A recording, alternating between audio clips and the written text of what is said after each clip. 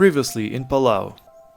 Exploring the rock islands, including the Milky Way, kayaking around the beautiful islets, seeing more scenic islands, swimming with a jellyfish in the jellyfish lake, swimming with the sharks in Shark City, visiting Clam City, seeing an eel, a turtle and a manta ray. After finding out my Nauru Airlines flight to Pohnpei was cancelled, me and another traveler from Norway staying at the same accommodation as me spent a whole day trying to figure out how to continue our journey. But we still don't have a solution. Still no solution? There was supposed to be a flight tomorrow. First problem is fully booked. Second problem is not running tomorrow because of the weather. Probably not. Yeah. But we have tried to WhatsApp them and email them and they said they will get back to us. And they have like a flight late July. It's not certain we could book that one because I think it's already sold out, sorry. Yeah. Wait, so what about you? Since you have everything kind of booked in place. I can always get a refund. They cannot tell me that it's not gonna happen. They just said, at the moment we're not flying. And I asked, so if I call tomorrow, will you tell me that maybe you're flying again? And he said, I don't know. So I'm like... How can they be like, they say I don't know to anything. But it's more than 2 weeks since I saw that they stopped selling tickets. The Eurasia Pacific Lines. Beyond a charter flight, the other idea we had was to get on a cargo ship that would take passengers and sail away to Pohnpei, probably having to stop on the small islands of Yap and Chuuk on the way. The staff was not very helpful, mostly saying they didn't know and just redirected us to the Maritime Authority in Koror. So we are now waiting for Reagan. He's trying to find for the Maritime Authority office. We were directed here from the cargo ship area, the Eurasia company, and we just asked around to see if anyone would take us, even like to work on the vessel or not, or like we are happy to pay, of course, but they say it's just for cargo. And now we're trying to see if there's any like private vessels going out or if there's any cargo that would take us. Reagan is coming now. This is the situation. Actually, the facade is really beautiful. There's no hiding from my camera. While not having a solution and after talking to everyone we could, we decided to chill for the rest of the day, starting with visiting Etpison Museum. Here we discovered that there is a traditional Palauan postpartum bath ceremony still practiced today, where after giving birth the new mother's body is anointed with coconut oil before taking a series of hot herbal water baths over several days, believed to help the body recover and restore strength.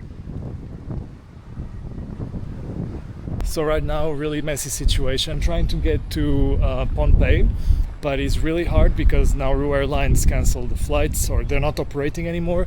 It's really opaque. They don't share much information. So I'm trying to understand what to do. Talking to Nauru Airlines services and trying to sort this out. And what I understand is that I might be able to fly with United Airlines to Guam from Koror, and then go from Guam to Pohnpei, and then from Pohnpei to Majuro with United Airlines. That should be possible. But what I'm not understanding is if Nauru Airlines is still flying from Majuro to Kiribati. And then obviously I need to go back home, so I need to fly from Kiribati back to Brisbane. So I'm trying to sort this out, if the flights are operating. If those are operating, then I can get the flights for United Airlines and get a refund on the 2 flights between Koror and Pohnpei, and between Pohnpei and Majuro. Right now, me and Tonya, the Norwegian girl, we are both a bit stressed about this, and we couldn't find any cargo ship, any vessel that would take us. We even said like we are happy to work on the cargo ship. We went to the Maritime Authority there and they said no, cannot. But I said I'll even like contact the Japanese company, but then like obviously we would need like a Japanese visa. It's very messy. So yeah, the best option for me is really United Airlines. For her is it's a whole other situation because of Trump being in power in the US. People that have been to Cuba and want to go to the US, if you have been to Cuba since 2021 or something, you cannot get the ESTA certification or permit or whatever visitor thing. She couldn't do the thing that I'll probably do, which is going through Guam. For her, it's actually really hard to do the jumping between the countries of Micronesia. While I was emailing back and forth Nauru Airlines and my friend was figuring out her own situation, I went to check out Belau Museum. Right at the entry they have a traditional bai, a traditional men's meeting house in Palau, serving as an iconic community center, a sacred gathering place for the Council of Chiefs, not to be confused with the traditional Palauan family home, the Blai. The Belau Museum has much in-depth information of the Palauan geographical and historical identity, but the Etpison Museum was more striking in terms of artifacts, but with less information on them.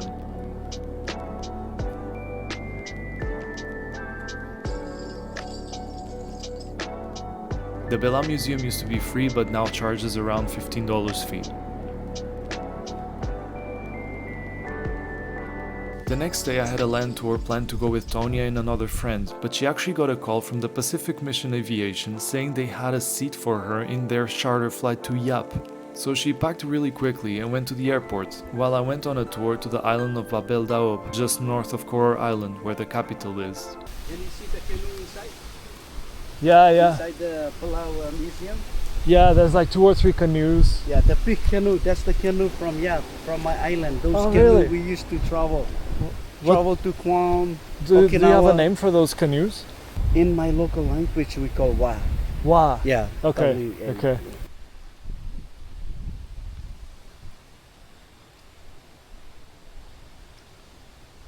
This abandoned building was once one of Japan's most important communication centers in the Pacific during World War II. From here, military messages and radio signals were sent across Micronesia, helping coordinate Japanese operations. The walls are still scarred with bullet damage, likely from the intense American air raids that struck Palau in 1944. Abandoned now. This is the old communication center, the Japanese communication center in the World War II. It's just like ruins now. So impressive at how much history this place has seen.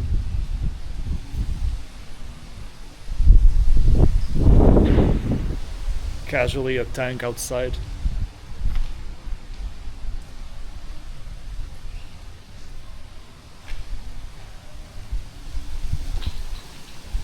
Wow.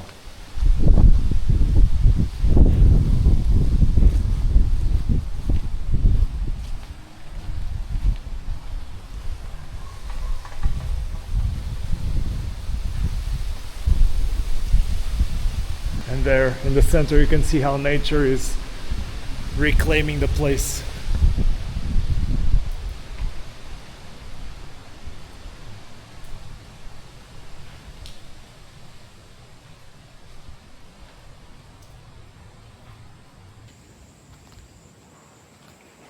Filming this before it falls with the next monsoon. How crazy. You can tell that there was a stairway here before going to the first floor. Cannot get there now, and honestly I don't want to, because judging by the state of that, we're probably gonna fall. Bullet hole. They're like all over. Now moss growing on it. Is there a bullet hole? There as well.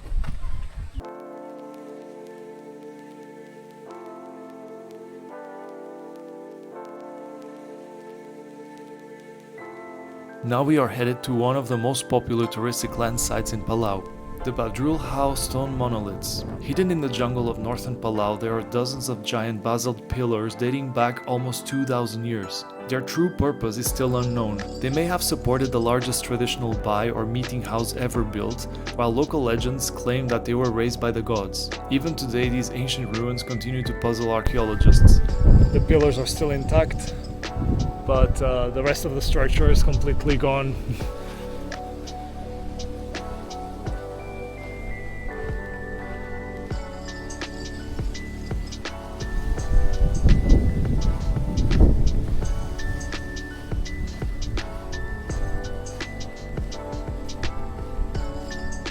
This is the entry to the old Japanese lighthouse in Babeldaob, built during the 1930s to improve maritime navigation when Palau was under Japanese administration. It was heavily bombed by American forces in 1944.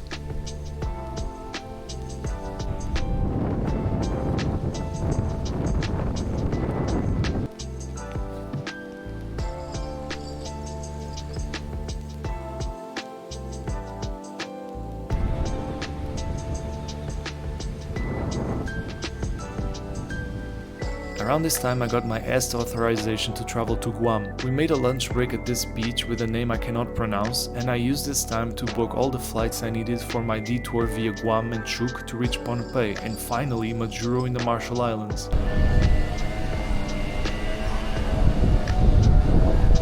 And we are in the Capitol building.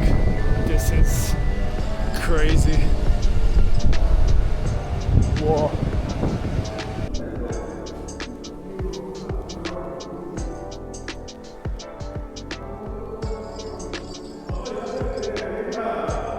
So I finally managed to sort out my connection to Micronesia. I don't have to cancel my whole trip. I can still go FSM, so Federal States of Micronesia, Marshall Islands and Kiribati. But I had to book through United Airlines. And yeah, I'm just gonna have to cut my my trip a little bit short to Micronesia, but I'll get to see Guam. So that's the big thing for me, since I'm gonna have to be redirected via Guam. I get to visit, this U.S. territory for like 2 days, and then I get to then I get to go to Chuuk, which is a little island in FSM, the Federal States of Micronesia, and then I'll go to Pohnpei, where the capital is, and then finally I get to Majuro, and then my trip will resume as it should have been. Nauru Airlines is not operating anymore to or from Pohnpei, so that's why I cannot fly anymore, even though I booked this flight like months ago. My friend Tonia, the Norwegian girl, also managed to sort herself out in a way. She got a charter flight, which is like crazy, onto Yap, which is another little island in Micronesia. She really wanted to see Micronesia, so I'm happy for her, but she'll have to come back to Palau. The Capitol building is so impressive that I had to make a sketch of it for my sketchbook, but the wind didn't allow me to finish it on the spot, so I completed it back in Belau. I am waiting for a bus at the end of the night. On the street. Okay, another sketch done. This one had to be really quick because I feel I'm just taking time from my guide. Next, I will walk over 35 kilometers across Koror Island to see things in more depth, get lost in the bush, and be adopted by a Christian church for a day.